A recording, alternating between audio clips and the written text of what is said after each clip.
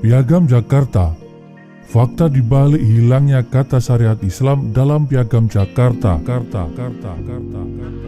Telah diterima dengan suara bulat mosi untuk mempertimuraya.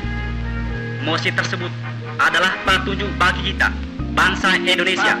Apakah yang harus kita lakukan pada masa sekarang? Bangsa di Asia Timur Raya dalam peperangan sekarang ini seperjuangan, sehidup, semati dengan Dainepon, serta berkorban seikhlas-ikhlasnya oleh karena peperangan sekarang ini membela keadilan dan kebenaran.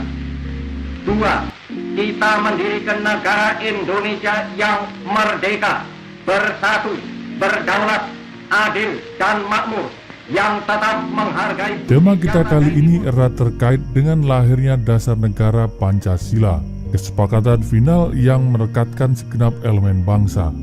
Sebelum kesepakatan ini, 29 Mei 1945, para pendiri bangsa dihadapkan pada dua pilihan bentuk negara, antara negara Islam atau negara yang bebas dari pengaruh agama. Dua kubu ini muncul bermula dari pidato pembukaannya Dr. Rajiman yang melempar sebuah pertanyaan, negara yang akan kita bentuk ini apa dasarnya?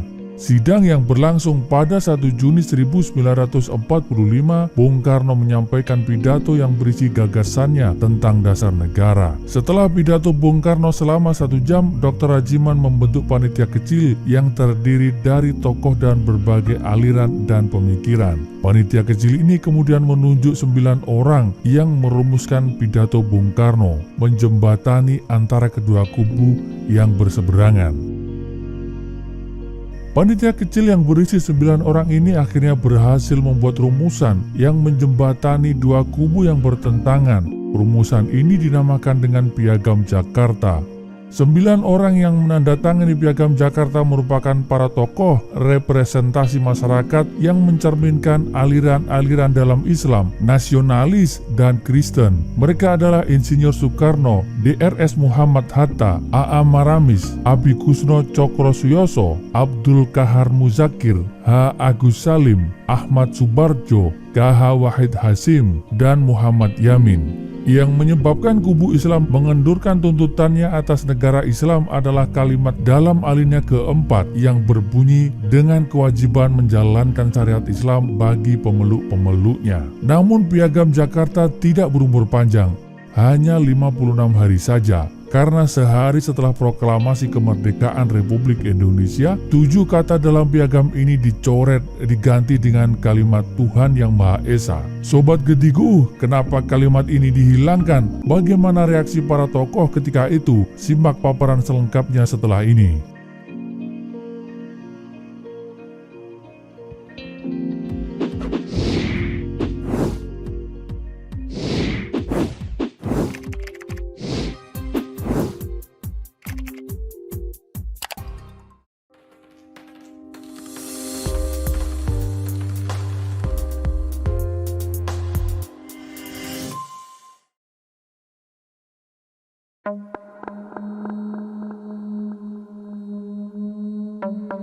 Kita mulai dari sejarah awal terbentuknya BPUPKI, Badan Penyelidik Usaha-Usaha Persiapan Kemerdekaan Indonesia, Dokuritsu Junbi Chosakai.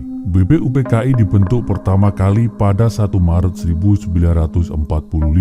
Kala itu lembaga BPUPKI dibentuk oleh pemerintah Jepang. Ketuanya adalah Dr. Rajiman Widyoningrat dan Wakil Ketua Ibangase Yoshio. BPUPKI beranggotakan 67 orang yang terdiri dari 60 orang Indonesia dan 7 orang Jepang yang bertugas sebagai pengawas.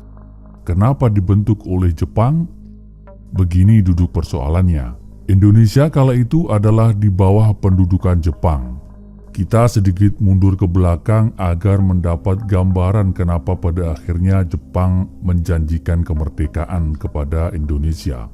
Di Perang Dunia Kedua, Jepang terlibat dalam perang di Asia Pasifik. Perang itu kerap disebut sebagai Perang Asia Timur Raya. Jepang bersama Jerman dan Italia tergabung dalam blok poros. Mereka melawan blok sekutu yang terdiri dari Amerika Serikat, Inggris, Uni Soviet, dan China. Negara-negara Asia Tenggara saat itu dikoloni oleh bangsa Eropa. Inggris menguasai Burma yang sekarang kita kenal sebagai Myanmar, Malaya atau Malaysia dan Borneo Kalimantan. Perancis menguasai Indochina, Kamboja, Laos dan Vietnam. Spanyol menguasai Filipina, sementara Hindia Belanda atau Indonesia dikuasai Belanda. Melalui perjanjian Kalijati 1942, Belanda menyerahkan Indonesia ke Jepang.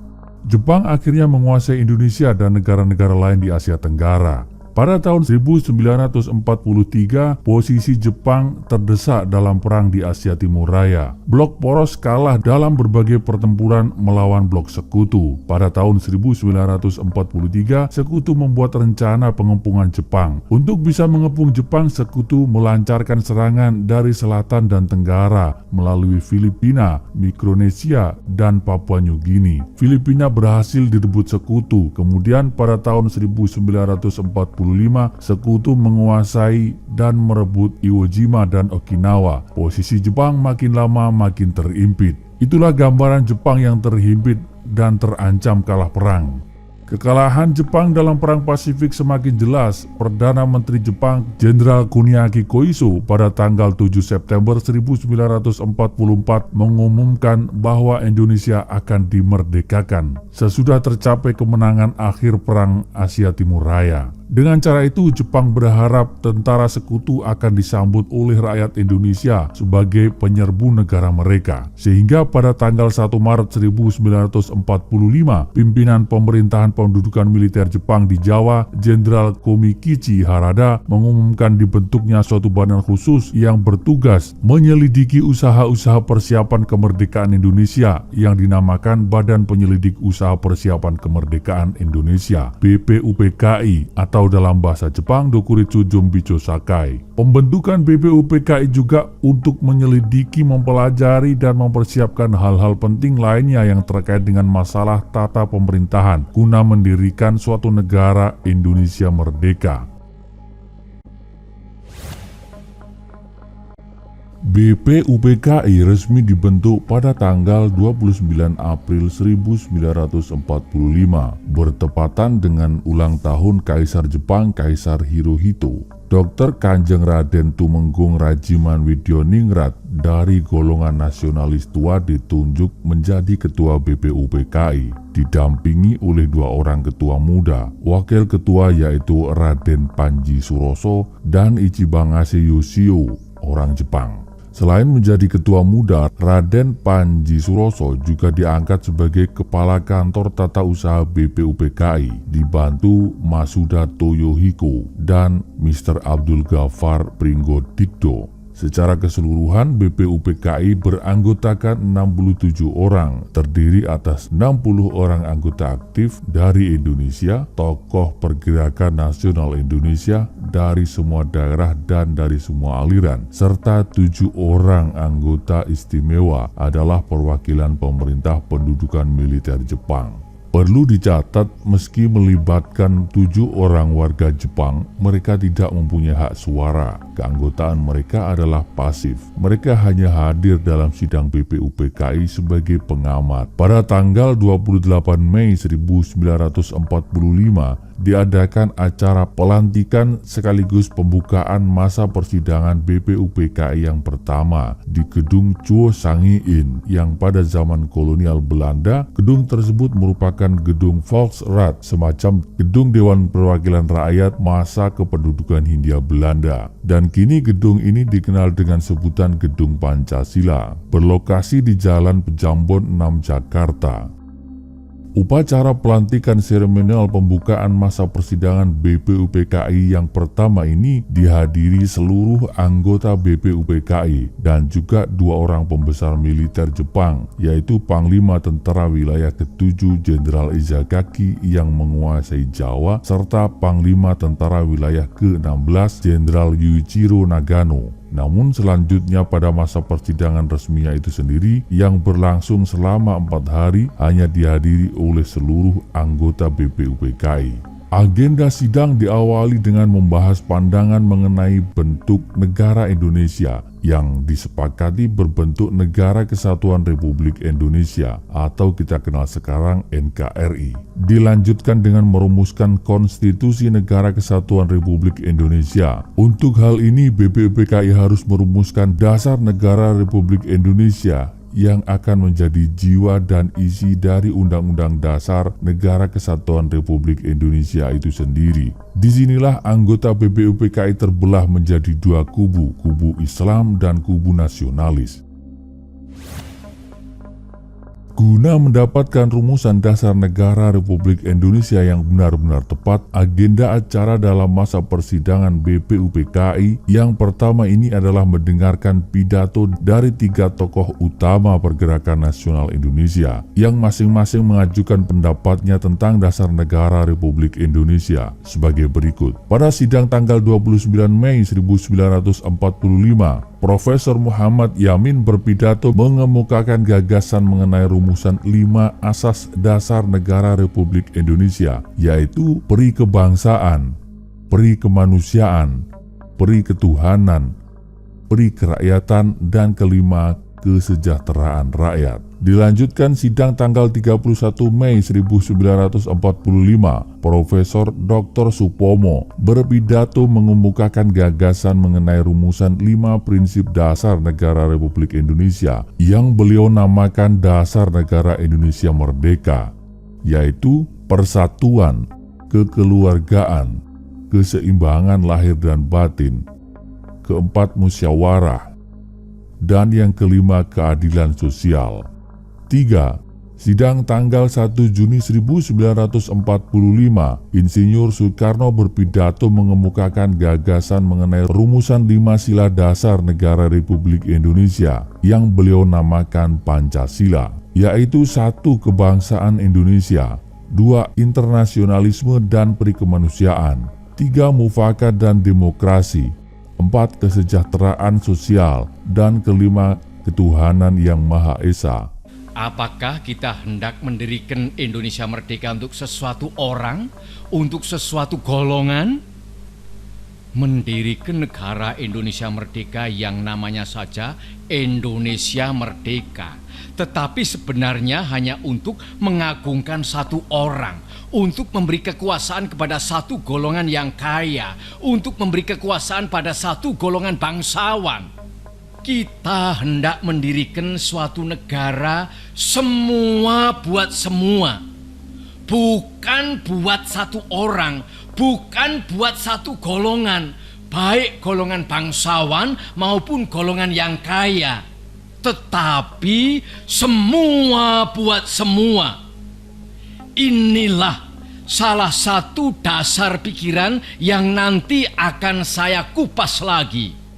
Maka yang selalu mendengung di dalam saya punya jiwa, bukan saja di dalam beberapa hari di dalam sidang Dokuritsu Zumbicho Sakai ini, akan tetapi sejak tahun 1918, 25 tahun lebih, ialah dasar pertama yang baik dijadikan dasar buat negara Indonesia, ialah dasar kebangsaan. Kita mendirikan satu negara kebangsaan Indonesia.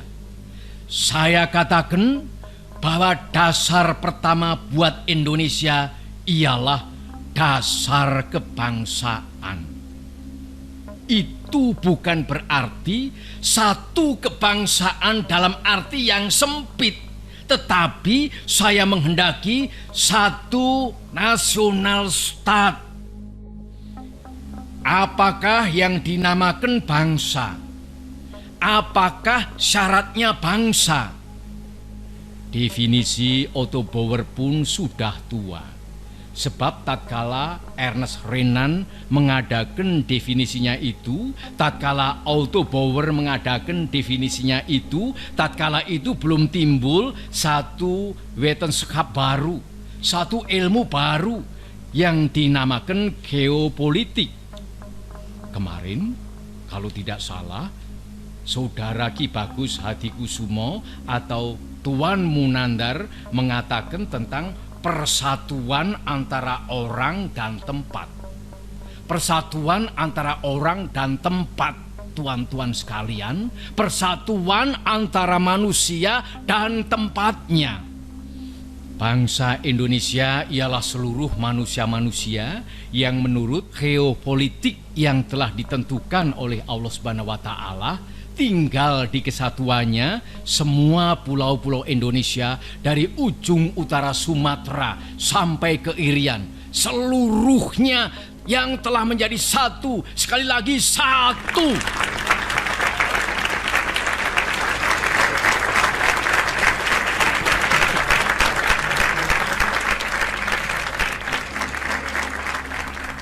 Kesinilah kita semua harus menuju, mendirikan satu nasionalistat di atas kesatuan bumi Indonesia dari ujung Sumatera sampai ke Irian.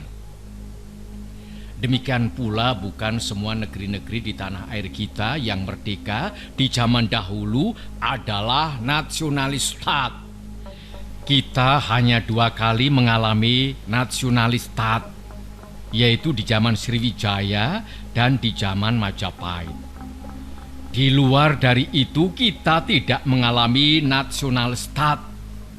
Nasionalistat hanya Indonesia seluruhnya yang telah berdiri di zaman Sriwijaya dan Majapahit dan yang kini pula kita harus dirikan bersama-sama. Mengenai isi pidato 1 Juni 1945, video lengkapnya sudah kita buat sebelum ini. Silahkan Anda periksa dalam channel ini juga. Dalam pidatonya, Bung Karno menambahkan bila mana diperlukan gagasan mengenai rumusan Pancasila ini dapat diperas menjadi trisila, 3 sila, yaitu sosionasionalisme, sosiodemokrasi, dan ketuhanan yang berkebudayaan. Dalam pidatonya juga, Insinyur Soekarno menambahkan trisila tersebut bila hendak diperas kembali dinamakan sebagai ekasila, yang merupakan satu sila, yakni gotong royong. Ini adalah merupakan upaya dari Bung Karno dalam menjelaskan bahwa konsep atau gagasan mengenai rumusan dasar Republik Indonesia yang dibawakannya tersebut adalah berada dalam kerangka kesatuan, satu kesatuan, satu untuk semua, semua untuk satu,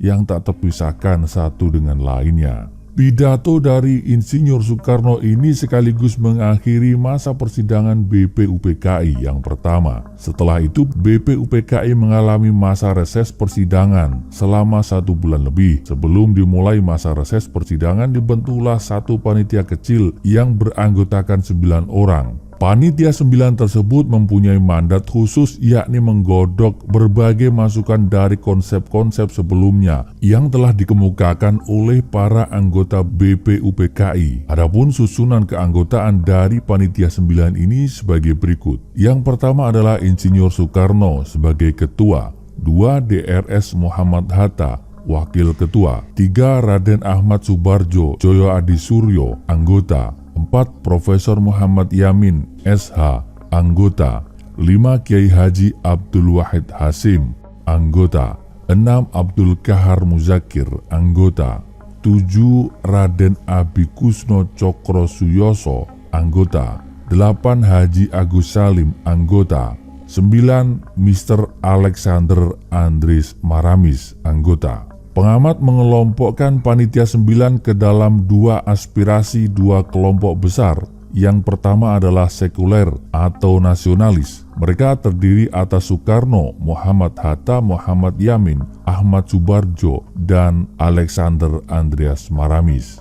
Kedua kubu Islam, kelompok Islam ini terdiri atas 1 Abikusno Cokro Suyoso, Abdul Kahar Muzakir, dan Abdul Wahid Hasim, serta Haji Agus Salim.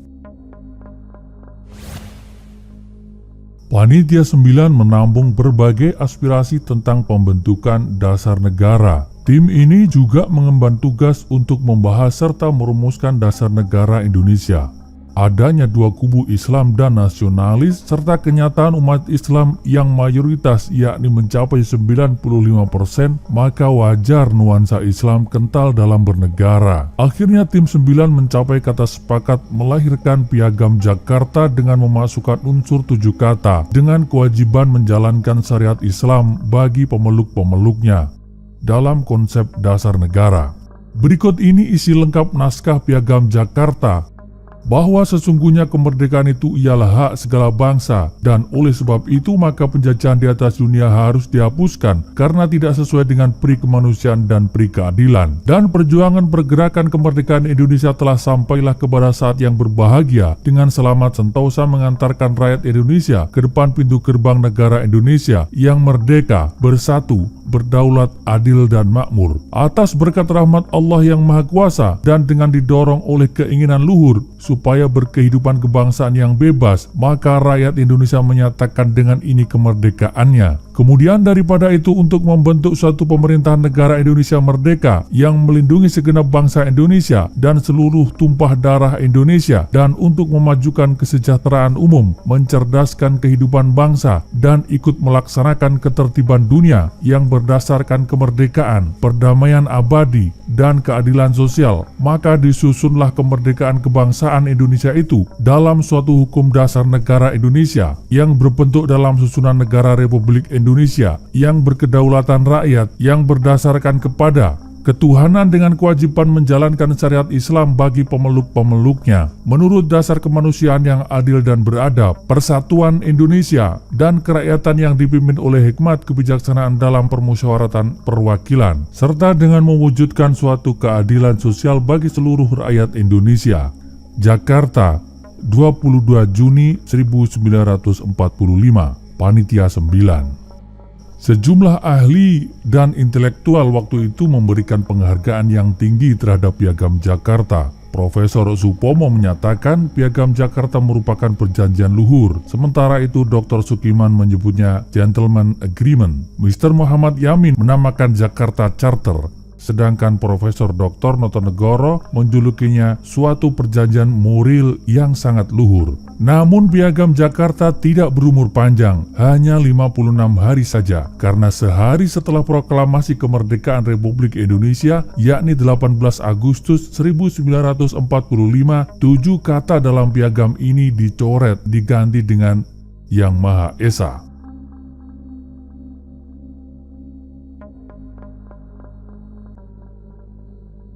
Kronologi dihapusnya 7 kata dalam Piagam Jakarta. Islam sebagai ideologi negara memang menjadi perdebatan lama, dimulai sejak zaman pergerakan nasional, waktu Belanda masih menjajah Nusantara. Yang fenomenal adalah perdebatan antara Soekarno dan Muhammad Nasir. Nasir berkeinginan mendirikan negara nasional berdasarkan Islam justru karena dia seorang demokrat sejati. Sementara menurut Soekarno kala itu agama Islam hanyalah lapisan tipis belaka dan keyakinan orang-orang Islam Indonesia kalau lapisan itu dikelupas maka yang terlihat sebagian besarnya adalah lapisan animisme dan dinamisme. Perdebatan terbuka lain juga terjadi antara Soekarno dan Haji Agus Salim. Soekarno jelas menginginkan nasionalisme sekuler setelah Indonesia merdeka nanti. Sementara itu Agus Salim menolak pendapat Soekarno karena ia khawatir rentan terjatuh pada chauvinisme atau ultranasionalisme. Agus Salim lebih menginginkan nasionalisme Islam karena lebih bersifat universal. Perdebatan lain juga terjadi antara Soekarno dengan Ahmad Hasan. Tema debat ini adalah pernyataan cinta tanah air sebagian dari iman, hubul watan minal iman. Menurut Soekarno, sebagai konsekuensi hadis ini umat Islam harus melaksanakan cinta tanah air. Selanjutnya perdebatan terjadi juga di BPUPKI seperti yang sudah kita paparkan sebelum ini, tentang perlu atau tidaknya Islam dijadikan sebagai dasar negara. Setelah pidato tanggal 1 Juni 1945, buah dari perdebatan yang keras, sengit, panjang dan berlarut-larut, lahirlah Piagam Jakarta yang menjadi kesepakatan bulat antara tim 9 dengan sila pertamanya ketuhanan dengan kewajiban menjalankan syariat Islam bagi pemeluk-pemeluknya. Tanggal 11 Juli 1945 Latur Harari menyatakan keberatannya terhadap Pancasila, lalu dibantah Agus Salim. Soekarno kemudian menengahi dan mengingatkan bahwa piagam ini sudah hasil kesepakatan bulat dan resmi. Lebih spesifik, Johannes Latur Harari tidak menyetujui piagam Jakarta, tepatnya 7 kata dengan kewajiban menjalankan syariat Islam bagi pemeluknya, yang dianggapnya diskriminatif dan berdampak untuk masyarakat non-muslim dan agama lain atau hukum tradisional. Setelah dibujuk, Soekarno beserta A.A. Maramis, anggota PPUPKI Kristen lainnya, setuju atas piagam Jakarta apa adanya. Johannes ditunjuk kembali sebagai perwakilan Maluku dan panitia persiapan kemerdekaan Indonesia. Tidak hanya Johannes Latur Harari, pada 14 Juli 1945, Ki Bagus Hadikusumo keberatan dengan piagam Jakarta. Ia ingin menjadikan lebih Islami lagi. Soekarno kembali mengingatkan bahwa piagam Jakarta sudah merupakan kesepakatan bulat antara golongan nasionalis dengan golongan Islam. Namun pada akhirnya ketujuh kata terkait syariat Islam dalam piagam Jakarta beserta sejumlah pasal-pasal terkait lainnya belakangan dikeluarkan dari UUD 45 dan Pancasila. Hal ini disebabkan kunjungan waktu malam hari seorang perwira Angkatan Laut Jepang, Kaigun, ke Muhammad Hatta pada tanggal 17 Agustus, dan ia memesankan ke Hatta bahwa perwakilan beragama Kristen dari Indonesia Timur dapat saja memutuskan untuk memisahkan diri dari Indonesia apabila ketujuh kata tersebut tidak dicabut. Hatta menyiapkan suatu pertemuan darurat dan para pemimpin Islam setuju untuk mencabut kata-kata tersebut beserta sejumlah istilah dan pasal-pasal yang dianggap terlalu condong ke Islam. Hatta kemudian melobi Ki Bagus Hadikusumo dan Kasman Singodemejo untuk menghapuskan 7 kata tersebut. Penghapusan 7 kata ini bisa jadi menjadi kontroversi sejarah sepanjang masa. Muhammad Nasir 30 Juni 1989 menceritakan kronologi penghapusan 7 kata piagam Jakarta sebagai berikut. Apa yang terjadi pada 18 Agustus itu? Komandan Jepang di waktu itu yang masih ada di negeri kita mengirimkan satu utusan yang baru datang dari Indonesia bagian timur, Sulawesi, Manado, dan terus ke selatannya, Ambon. Itu penelitian kita bagian timur. Utusan itu namanya tidak tahu kita, tidak terdengar dalam sejarah. Dia diutus atau disuruh pergi ke pemimpin kita, Bung Hatta dan Bung Karno dan Bung Hatta, untuk menyampaikan satu pesan dari orang-orang Nasrani di Indonesia bagian timur itu, memberikan pesan yang pendek saja. Setelahnya diterima oleh Bung Hatta yang menerima pertama kali, dia menyampaikan hanya beberapa kata saja. Katanya begini: dalam mukadimah Undang-Undang Dasar Republik Indonesia ada 7 kata-kata yang menurutnya perlu dicabut, jangan dimasukkan ke dalam Undang-Undang Dasar kita. Apa itu 7 kata? Dengan kewajiban melaksanakan syariat Islam bagi pemeluk-pemeluknya. Dengan kewajiban melakukan syariat Islam bagi pemeluk-pemeluknya. Jadi pemeluk-pemeluk Republik Indonesia yang beragama Islam dikatakan wajib melakukan kewajiban-kewajiban ini menurut syariat Islam. Orang India Islam itu tidak menjadi soal. Ya, terserah pula kepada agama masing-masing. Tapi memperingatkan, ini bukan satu kemestian kalau tidak kami hukum, tidak. Ini bukan undang-undang kehakiman, bukan peradilan, bukan undang-undang peradilan, tapi mukadimah yang menunjukkan corak dari Republik Indonesia ini tidak dirundingkan apa sebab dicabutnya, tapi cabut itu. Kalau tidak dicabut, kami tidak akan turut dalam Republik Indonesia yang baru diproklamasikan. Terang-terangan mereka mengatakan itu. Dia menyampaikan katanya pesan dari Indonesia bagian timur dari jamaah Nasrani di sana.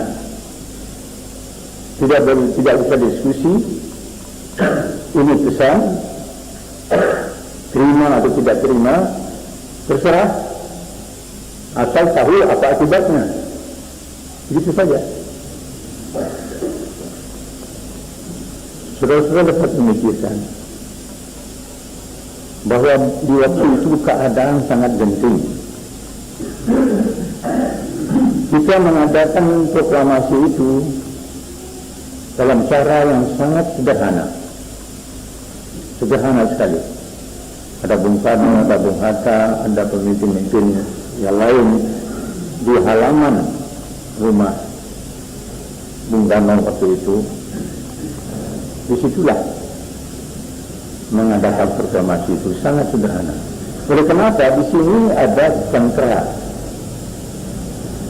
asing yang menduduki Jakarta ini dan bagian-bagian lain di Indonesia. Tentara asing itu dua, tentara asing Inggris yang datang di sini atas nama Serikat Bangsa-Bangsa, dan kedua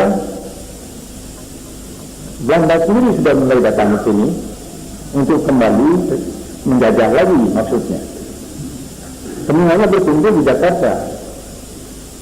Kita tidak mengakui mereka, mereka tidak mengakui kita. Artinya kita merasa kuat sekurang-kurangnya untuk menyatakan bahwa kita sudah merdeka, bukan tidak ada hubungan lagi dengan penjajah Belanda itu. Ini satu tekad yang sudah dibina lama, dan tekad itu pada tanggal 17 Agustus kita utarakan. Tetapi kita dikelilingi oleh musuh. Entah apa akan terjadi sudah itu kita mesti belum tahu. Tapi kita tawakal kepada Allah Subhanahu Wa Taala. Tiba-tiba sesudahnya kira-kira 20 jam sudah itu 24 jam datang ultimatum, ancaman dari orang Indonesia sendiri, dari Indonesia sebelah timur, katanya orang Nasrani. Mau cabut ini dari Undang Dasar atau tidak? Kalau tidak, kami tidak ikut dalam Republik Indonesia ini. Saudara-saudara, cobalah kita pikirkan. Dalam keadaan demikian, Belanda kita hadapi, kekuatan sekutu kita hadapi, keadaan kita belum tentu. Hanan namanya anak pemerintah, Soekarno Hatta sudah itu dia akan membuat satu kabinet, tinggal di tempat yang sangat kritis. Datang bukan sokongan daripada orang kita sendiri, ancaman yang datang, ultimatum. Maka kita dapat memahamkan bahwa pemimpin-pemimpin kita seperti Bung Karno dan Bung Hatta di waktu itu agak kelapakan juga. Bagaimana ini? Padahal kemerdekaan Indonesia itu sudah lama dipersiapkan undang-undang dasarnya dari bulan Mei tahun 1945 itu. Berbulan-bulan mengadakan undang-undang dasarnya, pernyataannya, segala macamnya, sifatnya itu semua diatur. Kata-kata itu sudah tersusun baik. Di waktu sudah satu hari diperhatikan, terjadilah itu. Mereka berkumpul sebentar dengan pemimpin-pemimpin Indonesia yang kebetulan ada di Jakarta. Bukan pemimpin-pemimpin yang resmi telah menyusun undang-undang dasar itu, tidak. Yang kebetulan waktu itu ada di Jakarta. Ada Ki Bagus Hadikusumo, ada Pak Kasman Simurminjo, ada Wahid Hashim dari Surabaya, dari Nahdlatul Ulama.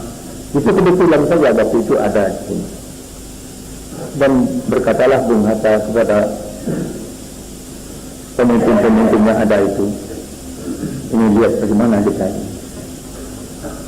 Kalau kita tidak rodah ini, boleh katakan sepertiga dari Indonesia akan mendirikan negerinya sendiri, tidak mau ikut dengan kita. Enggak lama juga mereka berbicara. Tetapi oleh karena melihat keadaan begitu genting, jadi usul dari Bung Hatta mengatakan, baiklah, perkara umum dasar ini mestinya diadakan rapat sidang yang khusus, yaitu sidang konstituante.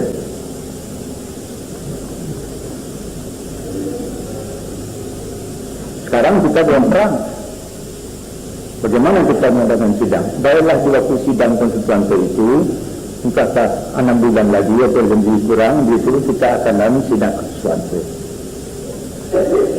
Waktu itu diterima oleh pemimpin kita, oleh karena dalam keadaan yang demikian diterima. Baiklah, dicabut kata-kata yang 7 itu. Jadi kewajiban menjalankan Islam bagi sebaliknya itu dia terus. Nah, itu menamakan orang Piagam Jakarta. Keseluruhan anggaran mukadimah itu dengan kata-kata yang 7 itu namanya Piagam Jakarta. Ini dianggap sebagai pedoman kita sebagai rakyat Republik Indonesia. Itu dicabut. Nah, sudah dicabut, utusan itu ya pulanglah, tidak ketemu lagi. Namanya pun tidak tahu kita.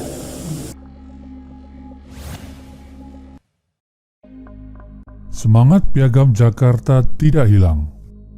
Dalam bukunya Sekitar Proklamasi, Muhammad Hatta menjelaskan, pada waktu itu kami dapat menginsafi bahwa semangat Piagam Jakarta tidak lenyap dengan menghilangkan perkataan ketuhanan dengan kewajiban menjalankan syariat Islam bagi pemeluk-pemeluknya dan menggantinya dengan ketuhanan yang Maha Esa. Dalam negara Indonesia yang memakai kemudian semboyan Bhinneka Tunggal Ika, tiap-tiap peraturan dalam kerangka syariat Islam yang hanya mengenai orang Islam dapat dimajukan sebagai rencana undang-undang ke DPR, yang setelah diterima oleh DPR mengikat umat Islam Indonesia. Dengan cara begitu, lambat laun terdapat bagi umat Islam Indonesia suatu sistem syariat Islam yang teratur dalam undang-undang berdasarkan Quran dan hadis yang sesuai pula dengan keperluan masyarakat Islam sekarang. Salah satu pelaku sejarah Profesor Mr. Kasman Singodimedjo menyatakan, perubahan 7 kata rumus ketuhanan itu amat penting karena Yang Maha Esa menentukan arti ketuhanan. Pancasila yang kini menjadi filsafat negara kita itu tidak mengenal ketuhanan sembarang ketuhanan. Sekali lagi, bukan ketuhanan sembarang ketuhanan, tetapi yang dikenal oleh Pancasila ialah ketuhanan Yang Maha Esa. Bung Hatta sendiri pada bulan Juni dan Agustus 1945 menjelaskan bahwa Tuhan Yang Maha Esa itu ialah Allah, tidak lain kecuali Allah. Kesediaan Ki Bagus Hadikusumo menghapus 7 kata mengenai syariat Islam sekaligus menjadi kunci pengesahan pembukaan UUD 45 yang memuat prinsip-prinsip dasar negara Pancasila. Prawoto Mangku Sasmito beberapa tahun kemudian bertanya kepada Ki Bagus Hadikusumo tentang arti istilah ketuhanan Yang Maha Esa. Jawab Ki Bagus singkat saja, yaitu tauhid. Tema yang dimuat dalam video ini terjadi puluhan bahkan ratusan tahun silam, sehingga sangat mungkin tidak sama persis seperti asal kejadian. Catatan sejarah bisa saja berbeda dengan bukti dan kenyataan. Terhadap hal itu, admin terbuka pada setiap masukan. Admin juga tidak menganggap bahwa yang kami sampaikan adalah satu kebenaran tunggal. Admin menerima setiap kemungkinan dan masukan. Terhadap figur dan tokoh yang diceritakan, admin berlepas pandang dalam menilai, menghakimi maupun menghukumi. Kami memegang kaidah wa ma jara baina sahabi naskutu. Seluruh yang terjadi antara para sahabat sengaja kami perluas artinya jadi sejarah secara umum. Kami diam, tidak ikut campur, tidak membahas. Di mata admin, masa lampau dan seluruh dinamika di dalamnya adalah hikmah. Terima kasih. Salam hangat. Assalamualaikum warahmatullahi wabarakatuh.